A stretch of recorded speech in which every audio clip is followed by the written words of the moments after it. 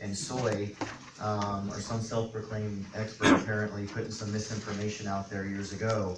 It seems there's a lot of that with B vitamins, and you can read this online, and we occasionally will get someone saying, hey, and I don't know if I can pronounce this right, but I see your B12 in your, Pro Vitality or whatever supplement might have B12 in it is listed as cyano. Cobalamin. Thank you. Yes, cyanocobalamin. So it has to be synthetic, like you can't. And I don't know if we've talked about this ahead of time, and you may not have a slide for it, but the same thing with folic and folate acid. And if you could address both of those, I'd sure appreciate that. Thank you. Well, actually, I do have a slide for folic acid, I just didn't bring it, because it wasn't on your questions list. I'm just responding to what the boss wants done. But we can talk about it another way. So let's take a look at this. First of all, there's a whole bunch of noise out in the marketplace about, my B12 is better than your B12 because my B12 is methylated. Cut me some slack. Where's the evidence? There is no evidence. Matter of fact, we'll start by just taking the evidence and taking a close look at it. This is a recent study done in Food Science News, goes back a few years, but it says cobalamin coenzyme forms are not likely to be superior to cyano or hydroxycobalamin as an intervention treatment. Now the coenzyme forms are the methyl cobalamin and the adenosine cobalamin. So anyway, to get a little deeper in here, it says that, and it talks about, I can't use a pointer, huh?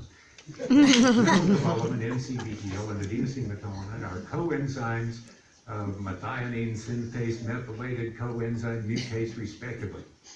Okay, big words, right? Means nothing. It's knowledge. I mean, it's true, but it doesn't mean anything. In the application of the thing, it just says this is where I'm explaining. They're explaining the structural difference of the molecule, not the functional difference of the molecule. Okay. It goes on to say hydroxycobalamin, and cyanocobalamin are frequently used in supplementation.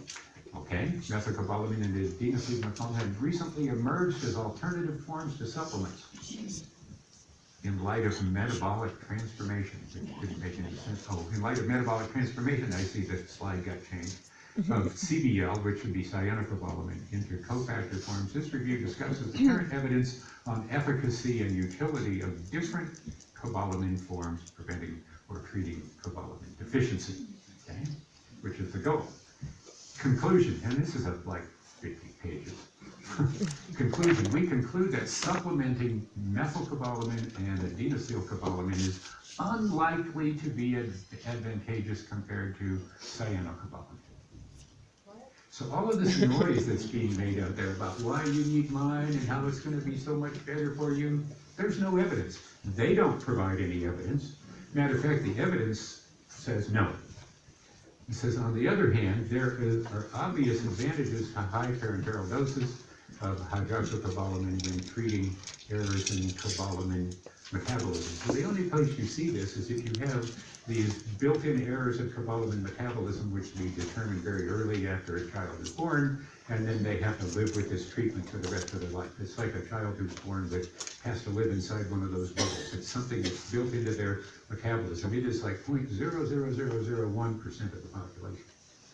Tiny amounts of people, but there is this reality where hydroxycobalamin can fulfill something that the others can't. So now let's take a look at this. What is B12? Facts about B12.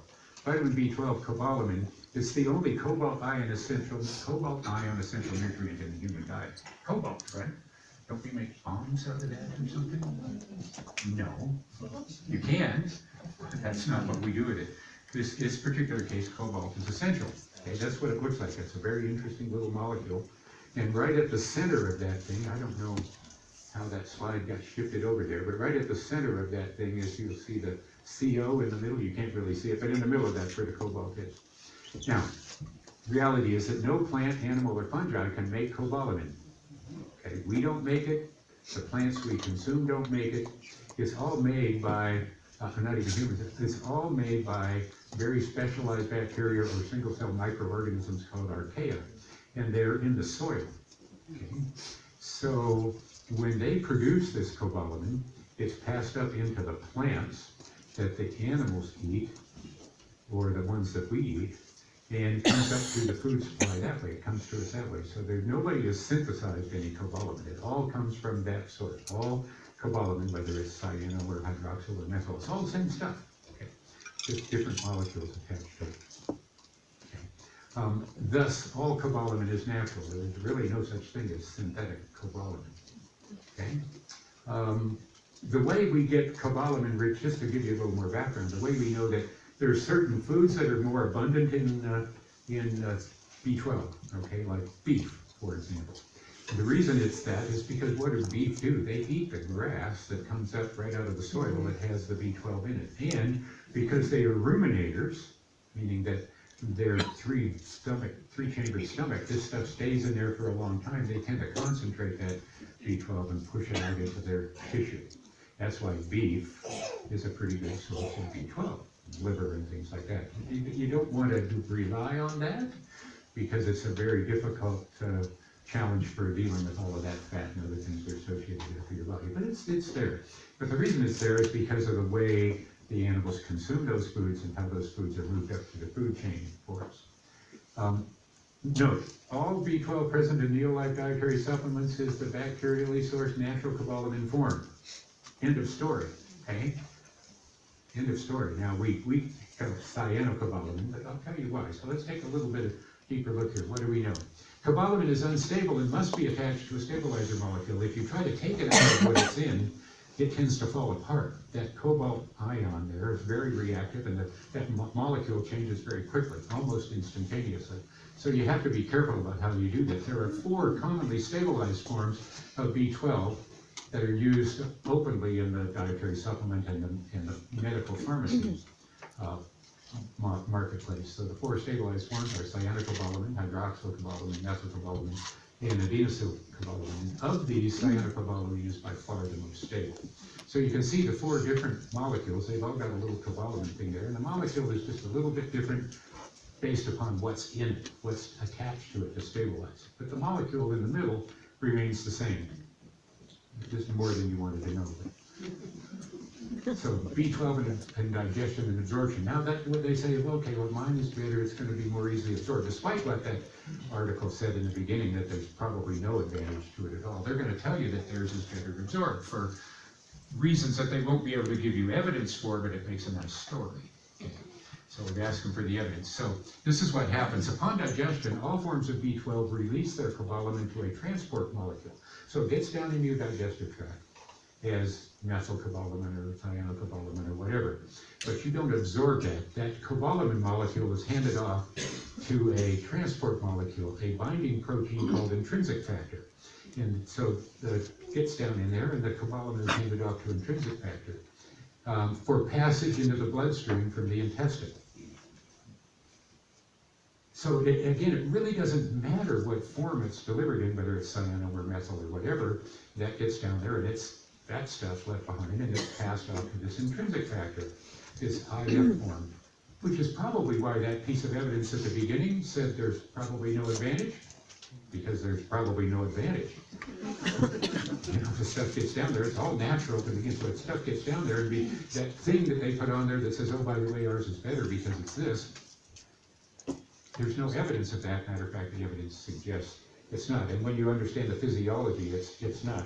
So the arrow's moved on that slide, but I don't know how this stuff happens. Looks good on mine. But cyanocobalamin, hydroxycobalamin, methylcobalamin, and adenosylcobalamin all hand a cobalamin off to the intrinsic factor, which turns it into transcobalamin.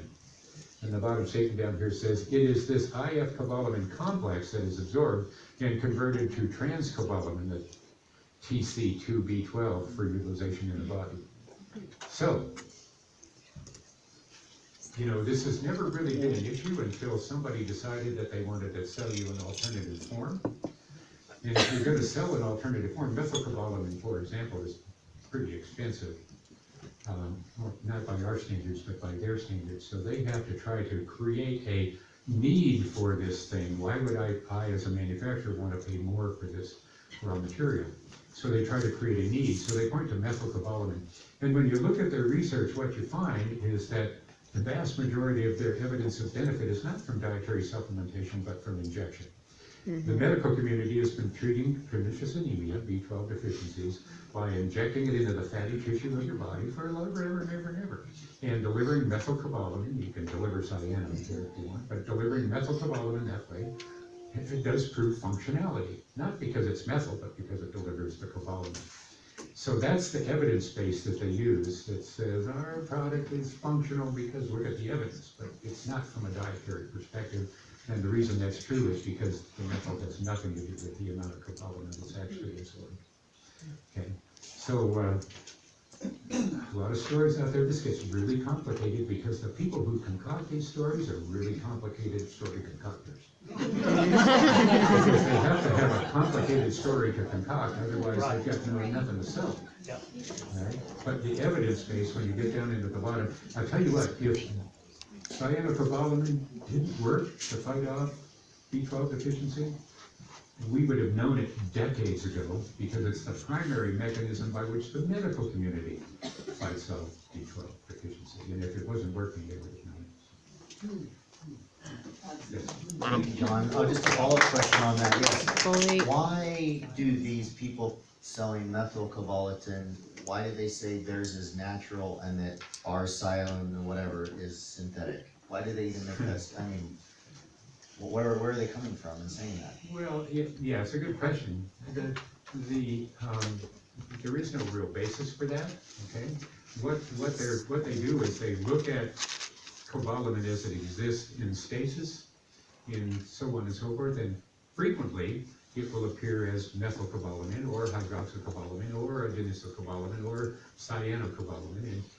But when you look at the ratio of those things, often the storage form in certain plants is higher in methylcobalamin simply because that bond, creating that methylcobalamin bond, methyl groups are cheap, biochemically cheap, so it's easy for the body to store them that way. But it's all just a ratio of things, but there is no difference. Thank you very much. The last question we have for John, and